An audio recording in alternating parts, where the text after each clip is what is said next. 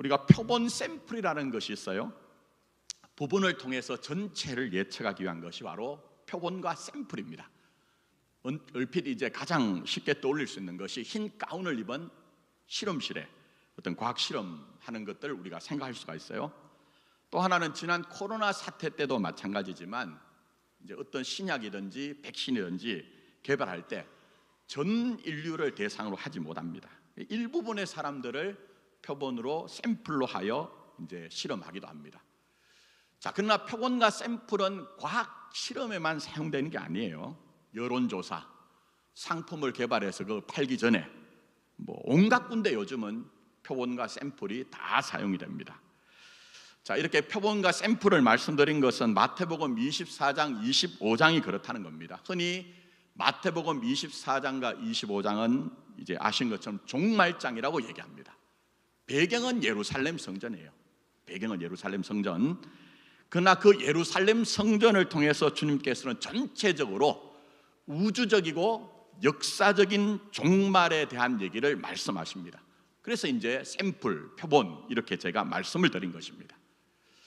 자, 직접적인 사건이 이렇습니다. 당시 성전은 에돔인 출신으로 왕이 된 헤롯 1세가 유대인들의 환심을 사기 위해 오래전이죠.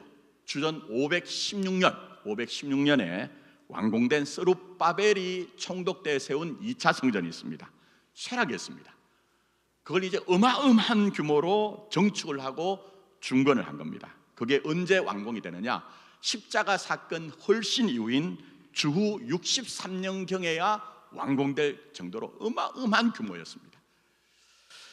오늘 본문의 사건 속에 나오는 이때도요, 이미 외향은 다 완공이 됐거든요. 어마어마했던 것이죠.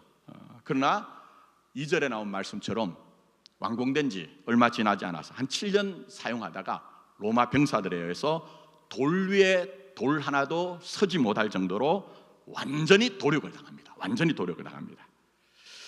자, 근데 오늘 사실은 이 본문에서 제가 태국 가기 전에 설교했던 동상이몽의 내용을 우리는 다시 한번 확인합니다. 예수님 제자들 전부는요, 잘난 인간들이 별로 없습니다. 갈릴리 최총구석 사람들이에요. 근데 이 웅장하고 화려한 성전을 보니 얼마나 매혹을 당하고 얼마나 놀랐을지 우리는 상상이 되는 것이죠.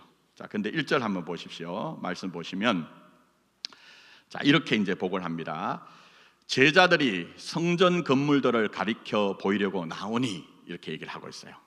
왜 예수님께 성전 건물을 보이려고 하는가? 아마 제자들 마음속에서는 과거 마카비 혁명 때처럼 예수님이 이 세상을 완전히 뒤집어서 나라를 세우신다면 이미 이렇게 대단한 규모로, 화려한 규모로 성전이 존재하고 있으니 얼마나 좋은 일이냐, 얼마나 좋은 일이냐. 그러나 예수님, 우리에게 진격 앞으로 한마디만 하십시오, 이런 마음이 있었을 것 같습니다. 여러분 아신 것처럼 예수님 이미 자신의 십자가 순환을 예고하셨습니다. 그러나 제자들은 마음이 콩밭에가 있습니다. 콩밭에가 있습니다. 그러니 예수님 말씀이 귀에 들어올 리가 없습니다. 그들은 세상 권세와 명예에 후끈 달아올라 있었기 때문에 누가 주님의 우편과 주님의 좌편에 설 것인가를 가지고 싸울 정도로, 그랬으니 이 성전은 그저 그들에게 주어질 세상의 영광의 어떤 부분으로, 내용으로 보여졌겠죠. 자, 그러나 여러분의 인생도 마찬가지지만 예배당에 오셔서 아무리 주님 앞에 세상의 명예와 권세와 힘을 달라고 간구해봐도 그런 일은 발생하지 않습니다. 여러분들이 어떻게 지금까지 교회 오셔서 목사들의 설교를 들은지 모르지만 예수님은 여러분의 인생에 그런 쪽에 관심을 두고 일하지 않습니다. 그래서 예수님은 찬물을 끼얹듯이 2절 한번 보십시오. 이렇게 말씀하십니다. 너희가 이 모든 것을 보지 못하느냐? 내가 진실로 너희에게 이르노니 돌 하나도 돌 위에 남지 않고 다 무너뜨려지리라. 이렇게 말씀하시면서 앞으로 닥칠 재난, 핍박, 환난, 전쟁에 대해서 말씀하십니다. 동상이몽이죠. 동상이몽. 그러나 24장, 25장에서 정말 중요한 것은 제가 말씀드린 대로 예루살렘 성전의 무너짐, 유대의 멸망이란 역사적인 사건은 그 사건만이 아니라 온 우주와 역사의 종말에 대한 표본과 샘플이란 겁니다. 표모가 샘플이라는 거예요. 그러나 이 어마어마한 내용이 오늘 우리가 그런 것처럼 제자를 어떻게 이해가 되고 수긍이 되겠습니까? 그래서 심각해진 제자들이 여기에 세 가지로 요약할 수 있는 질문을 하고 있습니다. 자, 첫째, 어느 때에 어디에서 어떤 모양으로 이런 일이 일어나겠습니까? 자, 둘째, 세상 끝날 징조, 사인이 뭡니까? 세 번째, 이 세상 끝과 주님과는 어떤 관계가 있습니까? 하는 세 가지의 주요한 질문을 합니다. 굉장히 중요한 내용이에요. 굉장히 중요한 내용. 그러나 오늘 이제 시간 분량상 짚을 수는 없고 말씀드리고자 하는 것은요, 여러분이 가진 종말에 대한 이해를 바꾸셔야 된다는 겁니다. 제가 너무 목회를 하면서 이런 부분이 안타까워요. 그러니까 무슨 말이냐, 사람들은 종말이라고 하면요 공포와 두려움으로 여깁니다. 공포와 두려움. 그걸 가장 잘 이용해 먹는 부류가 뭐냐, 이단 사입입니다. 심지어 교회나 선교단체, 기도원 간판을 달고도 그런 짓거리를 하는 엉터리들이 너무너무 많습니다. 전에도 한 말씀 드렸지만 당장 우리 건너편에 있는 서울여중 디자인 고등학교가 있는 그쪽에 상가 2층에 보면 회개와 거룩이라는 간판을 걸고 있는 단체가 있습니다. 이 단체는 2010년도, 지난 2010년도에 이 나라의 제2의 6.25가 닥친다 외쳤던 데이빗 오어라는 사람을 따르고 있습니다. 근데 그런 엉터리를 저 유명한 인천의 마가의 다락방, 전 그게 안 좋아합니다. 전혀 비성경적이에요. 근데 사람들은 모르니까 구름대처럼 보입니다. 인천의 마가의 다락방 기도원에서 그 사람을 초청해서 집회를 하면서 난리가 났거든요. 난리가 났거든요. 그러니 제가 뭘 말씀드리냐, 제발 교회라는 간판을 걸고 있다고, 또 선교단체라고 기도원이라고 해서 여러분이 따라가지 마시라는 겁니다. 23절에 주님께서 분명히 말씀하셨거든요. 그리스도가 여기 있다 저기 있다 하여도 믿지 말라고 했거든요. 믿지 말라고 했습니다. 우리에게는 충분한 계시의 완성인 성경을 주셨습니다. 그러니 여러분이 성경 말씀을 기준으로 식별을 하셔야 된다는 겁니다. 무엇보다 종말장인 마태복음 24장 25장을 깊이 묵상을 해보면요, 온 세상이 난리를 부려도 너는 그 난리를 따라가지 말아라.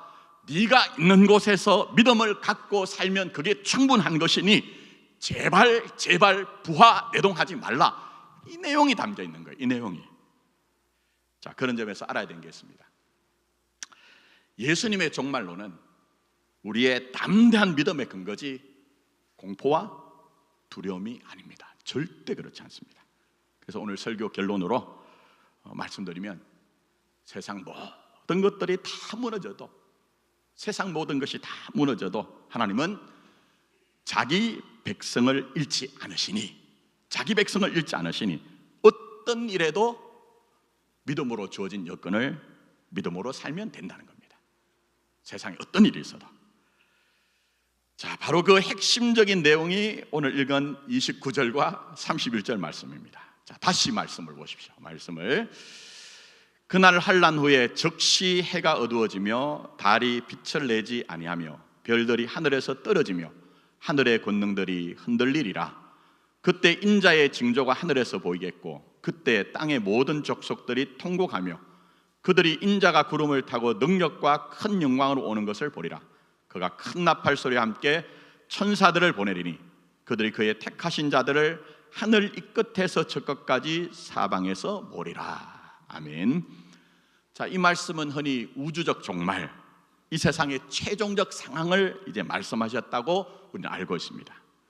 자, 그러나 여기서 정작 주목하실 말씀은 31절 말씀이에요. 마지막에, 결론이 마지막에 나옵니다. 거기 뭐라고 합니까? 택하신 자들을 하늘 이 끝에서 저 끝까지 사방에서 모으리라는 말씀으로, 쉽게 말씀드려도 온 세상이, 온 우주가 격동을 해도 하나님의 택하신 자들을 모신다, 잃어버리지 않는다는 거예요. 그 내용을 지금 말씀하고 있는 거예요. 여러분이 이것을 절대 놓치면 안 됩니다. 세상 사람들이 뭐라고 해도, 심지어는 강대상에서 대단한 카리스마를 가지고 여러분의 마음을 감동하고 여러분들이 그렇게 살지 않으면 곧장 멸망할 것처럼 얘기하는 부류가 있다고 해도 하나님의 마음은 절대 그렇지 않다는 거예요. 택하신 자들을 하늘 이 끝에서 저 끝까지 사방에서 모으시는 것처럼 여러분의 인생을 포기하거나 양보하거나 버리지 않는다는 겁니다. 우린 이걸 믿는 겁니다.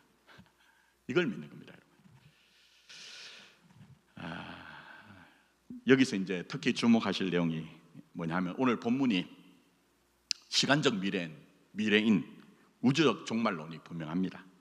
성경은 과거의 그때가 오늘 나의 얘기죠. 잘 들으셔야 됩니다. 과거의 그때 그 얘기가 내게 연결됩니다.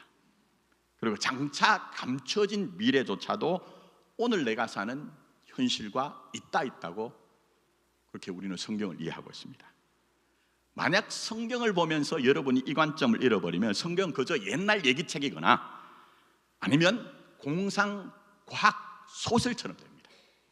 그러나 히브리서 4장 12절에 하나님의 말씀은 살았고 운동력이 있어 좌우의 날선 검보다 예리하여 혼과 영과 및 관절과 골수를 찔러 쪼개기까지 하며 또 마음의 생각을 감찰하시니라고 하신 대로 하나님 말씀은 오늘 역사하시는 말씀입니다. 오늘 역사하시는 말씀이에요. 자, 그런 점에서 29절부터 31절 우주적 종말이 분명하지만 또 우리 현실이에요. 우리 현실이죠. 자, 왜 그렇습니까? 해가 어두워지며 달이 빛을 내지 아니하며 별들이 하늘에서 떨어지며 하늘의 권능들이 흔들리리라는 것이 살다 보면 우리도 겪는 현실이거든요. 저도 나름대로 평안하게 목회하던 사람입니다. 인정받으며 목회하던 사람입니다. 근데 저희 교회 10년 전에 부임하고 난 후에 제 인생을 구성하던 유지하던 해와 달과 별들이 하늘에서 떨어지고 하늘의 권능이 흔들리는 경험이 있었습니다. 그런 경험이 있었습니다. 그냥 목사인 저희 자형, 매형도 제 주변의 선후부의 목사들조차도 제 이 이야기를 사연을 아는 분들은 목사님처럼 그런 경험을 하는 경우는 그렇게 흔하지 않습니다. 그렇게 얘기를 합니다. 자, 그러나 저만 그렇습니까? 잘 한번 생각해 보세요. 예? 내 인생을 구성하고 유지하던 해와 달과 별들이 하늘에서 떨어지고 하늘의 권능이 흔들리는 그런 경험이 저만 그러냐 하는 것입니다. 살다 보면 좀 쉽게 말씀드리면 앞도 옆도 뒤도 막힌 상을 만나죠. 심지어 목사나 예수쟁이들이 쉽게 얘기하는 앞도 옆도 뒤도 막혔을 땐 저 뚫린 하늘 봐라, 그렇게 얘기하는데 실제로 살다 보면 하늘조차 막힌 것처럼 그런 때가 있단 말입니다. 그러나 놀라운 것은요, 살아내면 결국 하나님은 여러분을 놓치지 않는다는 것을 깨닫게 되죠. 하나님은 어떤 경우에도 이 하늘의 해와 달과 별들이 전부 다 떨어지고 하늘의 권능이 흔들리는 상황 속에서도 그 하늘의 이쪽 끝과 저쪽 끝에서 택한 자들 모신다고 말씀하신 것처럼 여러분의 인생을 절대 놓치지 않는다는 거기에 대한 깨달음, 이해, 성복, 성인이 우리에게 일어나는 것이죠. 그게 바로 신앙입니다. 신자에게만 주어진 축복인 것입니다. 특권인 것입니다. 여기에 대한 정언이 바로 성경에 나오는 모든 믿음의 선배들 아니던가요? 여러분 잘 생각해 보십시오. 제가 늘 강조하죠. 성경에 나오는 믿음의 선배들은 우리와 다른 별종의 인간이었다거나 영웅이었다, 그런 헛소리를 성경이 담아놓은 게 아니라고요.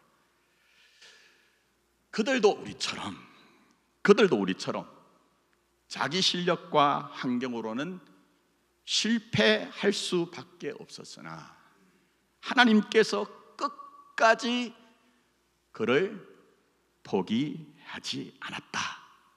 이게 성경의 내용입니다. 이게 성경의 내용. 그렇지 않은 분이 있으면 저한테 한번 증거를 내보십시오. 성경에 나온 믿음의 선배들 중에. 심지어 흔히 얘기하는, 조국 교회는 그동안 신앙조면 다 해결된다고 했잖아요. 근데 성경이 진짜 그 얘기 아닙니까? 우리 흔히 얘기하는 신앙 좋은 것으로도 해결되지 않는 경우가 분명히 있습니다. 분명히 있습니다. 그 대표적인 인물이 누구죠? 욥입니다. 욥기는 어마어마합니다. 펜으로 쓴 복음의 내용이에요. 펜으로 쓴. 여러분, 욥은 제가 설명드리지 않아도 엄청난 분 아닙니까? 그러나 하루 만에 스바 사람의 갑작스러운 습격, 하늘에서 떨어지는 갑작스러운 불, 새무리의 갈대아 사람들의 습격, 거친 들에서 불어오는 갑작스러운 큰 바람으로 7 아들과 3 딸을 잃습니다.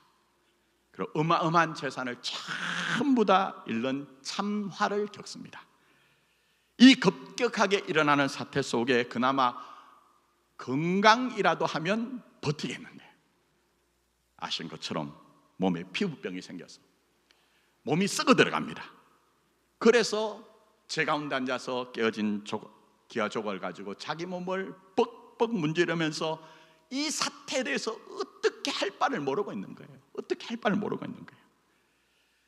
그런 상황에서 정성직 개가 죽으면 문상객이 인산인해를 이루지만 정작 정성이 죽으면 문상객이 없다는 것이 세상 시류듯이 그동안 잘 나가던 욥에 대해서는 사람들이 칭찬하고 가까이하고 뭐라도 하나 얻을까 해가지고 그렇게 했지만, 이제는 참화에 떨어진 그 제 가운데 앉아있는 욥에 대해서는 사람들이 멀리하며 경멸하며 모욕합니다. 그거 우리 현실 아닙니까? 우리 현실입니다. 그 중에는 욥을 처음에는 위로하던 세 친구조차도 갑자기 돌변하여 신앙의 이름으로 욥을 비난합니다. 여러분도 그런 경험 있으시죠? 저는 그래 멋대가리 없는 예수쟁이들은요 싫어합니다. 뭐만 하면 자꾸 신앙의 이름으로 재단하고 판단하고 비난하는 거, 그거 절대 예수님 마음 아니거든요. 거기다가 아내가 뭐라고 얘기합니까? 당신이 그래도 자기의 온전함을 지키겠느냐? 하나님을 욕하고 죽어라, 뭐 이런 얘기를 합니다. 그야말로 이 상황은 욥에게 하늘에서 해가 떨어지고 어두워지고 달이 빛을 내지 못하고 별들이 하늘에서 떨어지며 하늘의 권능이 전부 다 흔들리는 그런 상황입니다. 그렇죠? 이 상황에서 욥이 좀 쉽게 말씀드리면, 내가 천벌받아서 그렇다고 인정이 되면요 그나마 포기를 하겠어요. 우리 쉽게 얘기하면. 근데 그것도 안 돼요. 내가 천벌받아서 그렇다고 하면 받아들이겠는데 그게 안 되거든요. 그 내용을 담은 것이 욥과 세 친구들의 그 긴 논쟁의 얘기입니다. 자, 그날 욥이 어떻게 됩니까? 그것으로 끝납니까? 그 결론입니까? 욥기에? 아니죠. 38장에 가면 폭풍 가운데 임재하신 하나님이 60가지예요. 질문을 60가지. 그러니까 하나님은 여러분의 질문을 던진 하나님이에요. 60가지의 질문을, 답할 수 없는 질문을 갖고, 그때 네가 어디 있었느냐? 그때 네가 무엇을 하였느냐? 아주 깊은 존재 자체에 대한 어떤 질문을 던지십니다. 그래서 욥이 내 편에서요, 잘 들으세요. 굉장히 중요한 내용입니다. 내 편에서 이유를 알거나 정답을 갖고 있기 때문에 사는 것이나 존재하는 것이 아니라는 것을 깨닫습니다. 우리 인생 그렇지 않습니까? 이유를 알고 정답을 갖고 있기 때문에 여러분이 이렇게 사시는 겁니까? 많은 부분에서는 우리가 이유를 알지 못하고 까닭을 알지 못하고 목적도 알지 못하고 그래도 우리가 우리 삶을 사는 거예요. 그게 진짜 신앙이라니까요. 커다란 그런 깨달음에서 저 유명한 42장 6절 이렇게 고백하죠. 그러므로 내가 스스로 거두어드리고 티끌과 제 가운데에서 회개하나이다. 이거 제가 몇 번 그렇게 해석해 드렸습니다. 여기 회개는 남이란 말인데 회개도 되지만 위로도 돼요. 근데 어쨌든 여기서 회개한다는 의미는 욥이 우리처럼요, 우리도 정말 내 인생이 티끌과 제 가운데 떨어지면요, 여러분 정말 하나님이 하실 수 있다고 믿어지던가요? 한번 솔직하게 여러분 생각해 보세요. 내 인생이 정말 티끌과 제 가운데 떨어지면 내 인생이 무라고 느낌이 올 때 하나님조차 어쩔 수 없다는 느낌이 더 강하잖아요. 욥이 그랬거든요. 그런데 뒤집어집니다. 역전이 일어납니다. 그렇지 않다는 겁니다. 로마서 4장 아브라함 인생으로 대입을 하면 하나님은 죽은 자를 살리시며 없는 것을 있는 것으로 부르신다는 진리에 대한 승인과 승복. 그래서 창조주 하나님은 비록 내 인생이 티끌과 재와 같을지라도 티끌과 재 같은 인생을 붙잡아서라도 당신의 일을 하신다는 그 놀라운 복음에 대한 성인과 성복이 되는 겁니다. 근데 저는 이 욥의 인생을 오늘 본문으로 대입을 해보면요, 욥의 인생은 말씀드린 것처럼 해와 달과 별들이 하늘에서 떨어지고 하늘의 권능이 흔들리는 상황이거든요. 그게 굉장히 긴 분량으로 나옵니다. 그러나 결국 어떻게 됩니까? 오늘 본문에서 그의 택하신 자들을 하늘 이 끝에서 저 끝까지 사방에서 모으리라 하신 대로 하나님은 욥을 놓치거나 유기하신 것이 아니라는 거예요. 어떤 상황 가운데서도 하나님이. 이 내용은 사실 욥기만 아닙니다. 욥기가 증언하는 신앙의 내용은 사실은 창세기와 연결되거든요. 제가 사실은 원고는 창세기 1장으로 연결했으나 다행스럽게, 여러분에게는 다행스럽게 시간 분량상 삭제를 했습니다. 그러나 하나님이 택하신 자를 포기하지 않는다, 하나님이 택하신 자들 절대 포기하지 않는다는 내용은 창세기부터 요한계시록까지 성경 전체가 증언하는 진리의 내용이거든요. 그리고 이 하나님께서 택하신 자를 잃거나 놓치지 않는다는 이 소중한 진리의 결정, 종합, 결론은 십자가 부활이죠. 십자가 부활입니다. 근데 제발 오해하지 마실 것은 예수님의 십자가 부활을 예수님이 그렇게 대단한 일을 하셨다 이렇게만 끝내시면 안 됩니다. 성경이 증언하는 예수님의 십자가 부활은 뭡니까? 예수님이 그런 대단한 일을 하셨다는 것으로 끝나는 것이 아니라 저와 여러분의 운명은 예수님의 십자가와 부활 안에 묶여 있다는 것 아닙니까? 어떤 인생의 과정과 상황을 만나도, 심지어 하늘에 해와 달과 별들이 떨어지고 하늘의 권능이 흔들리는 그런 상황 가운데서도 너희들의 운명은, 너희들의 신분은, 너희들의 결론은 예수의 십자가 부활 안에 묶여 있으니 어떤 일들 가운데서 괜찮다, 담대하라, 심지어 죽음과 같은 현실 가운데서도 그 모든 것들을 끌어모아서 우리 하나님은 사방에서 자기 백성을 모으시는 것처럼 너 인생을 부활의 역사로 이끌어 가신다, 생명의 역사로 이끌어 가신다. 이게 성경의 증언인 겁니다. 그래서 우리는 우리 삶에 대해서 자신 안에 자신감을 두는 것이 아니라 죽으시고 부활하신 예수님께 근거를 두는 겁니다. 그래서 담대할 수 있는 겁니다. 우리 자신은 절대로 담대하고 싶으나 담대할 수 없는 현실이 분명히 있거든요. 분명히 있거든요. 그럴 때에 우리는 천지사방이 다 흔들리고 무너지는 속에서도 택한 자기 백성을 잃어버리지 않고 모시는 하나님과 예수 그리스도를 근거로 해서 담대함을 가질 수가 있는 겁니다. 그래서 요한복음 16장 33절에 예수님께서 뭐라고 하십니까? 세상에서 너희가 뭘 당하나? 환난을 당하나. 이거 그냥 하는 얘기가 아닙니다. 어마어마한 얘기죠. 우리 예수 믿는 이유 중에 많은 것은요, 환난을 비켜가고 싶다, 환난에서 제외되고 싶다는 마음이 없을 수가 없습니다. 그러나 이 정도 살아보니 어떻던가요? 그게 쉽던가요? 그런 일은 별로 발생하지 않습니다.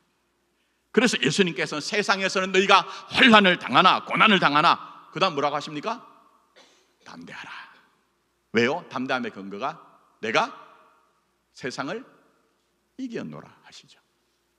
예수님의 승리는 예수님의 승리로만 끝나는 것이 아니라 바로 우리의 승리이기 때문에 너희가 세상에서 환난을 당하나 담대하라, 담대하라, 담대하라, 그렇게 말씀하고 계신 것입니다.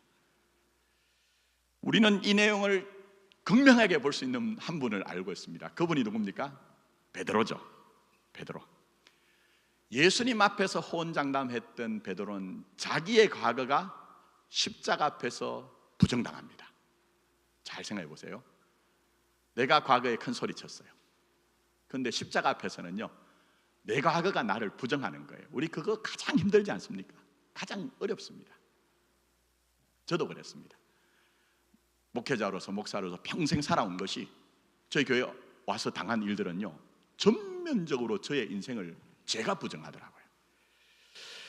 그래서 요한복음 21장에 딱 보면 베드로가 뭐라고 얘기합니까? 나는 뭘 잡으러 간다고요? 물고기를 잡으러 가노라. 이게 체면이 없다는 거예요. 예수님 다시 만나도 내 과거가 나를 부정했는데 내가 뭘 하겠느냐 하는 거예요. 그러나 그런 베드로를 예수님 찾아오십니다. 설득하고 이해시키십니다. 참 좋아요. 저는 예수님이 너무 좋아요. 강박하시지 않고 찾아오셔서 설득하고 이해시키는 그 예수님. 그 십자가 앞에서 예수님을 부인한 것부터 하면 베드로 인생은 마치 흩어진 거예요. 흩어진 겁니다. 하늘의 해와 달과 별들, 하늘의 권능이 흔들리면서 다 흩어진 거예요. 그러나 예수님은 모셨죠. 흩어지지 않도록, 베드로 인생이 흩어지지 않도록. 그러나 성경은 정언합니다. 그건 베드로에게만 해당되는 것이 아니라 나를 믿는 너희도 마찬가지다. 너희도 마찬가지다. 우리는 그 예수님 믿는 겁니다. 말씀 맺습니다. 오늘 설교 제목이 이건 뭐야? 라이언 일병 구하기 이렇게 되는데요. 영화죠. 2차 대전을, 세계대전을 배경으로 한 어머니에게 네 아들이 있는데 이미 형들 셋은 다 전사를 했어요. 근데 마지막 라이언 일병이 적진에서 실종이 됐거든요. 유일한 생존자인 막내 라이언 일병을 당국에서는 그 어머니의 사정을 고려해서 밀러 대위와 이제 몇 명, 8명, 총 8명을 이제 특공대로 구성을 해서 보냅니다. 이들에 대한 희생에 대한 얘기입니다. 굉장히 좋은 영화입니다. 복음적인 영화예요. 잘만 읽어보면 복음적인 영화입니다.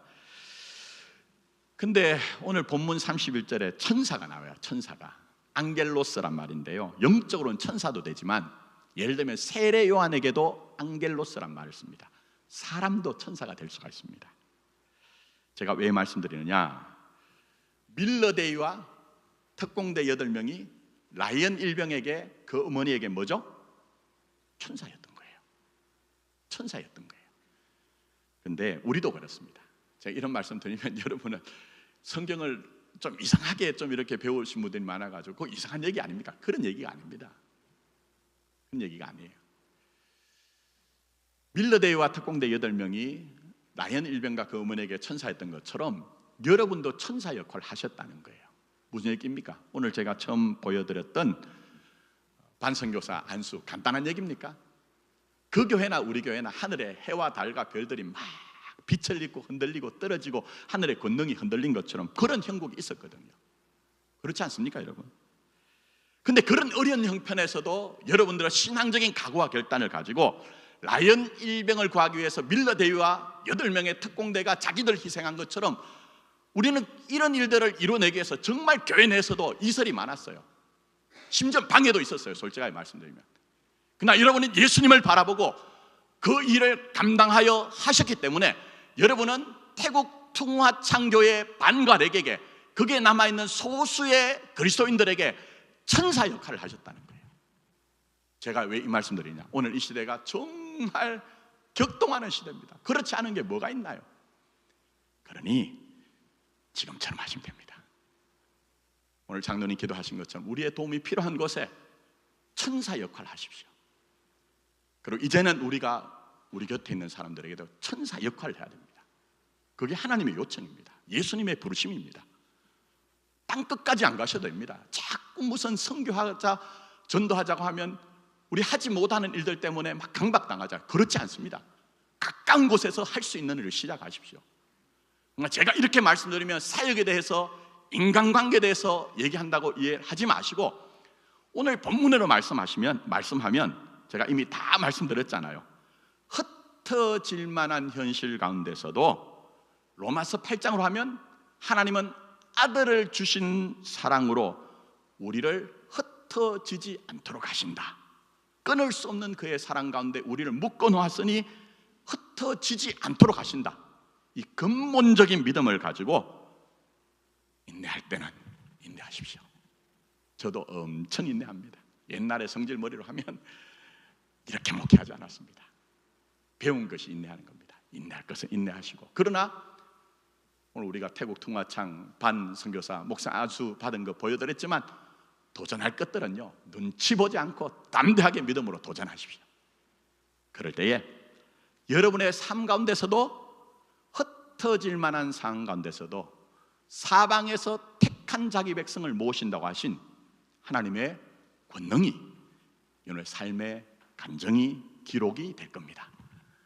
아무쪼록 이런 주님을 믿음으로 말미암아 모든 일들에 대해서 담대하여 여러분 자신이 하나님의 영광의 증거가 되는 복이 있기를 예수님의 이름으로 축복합니다.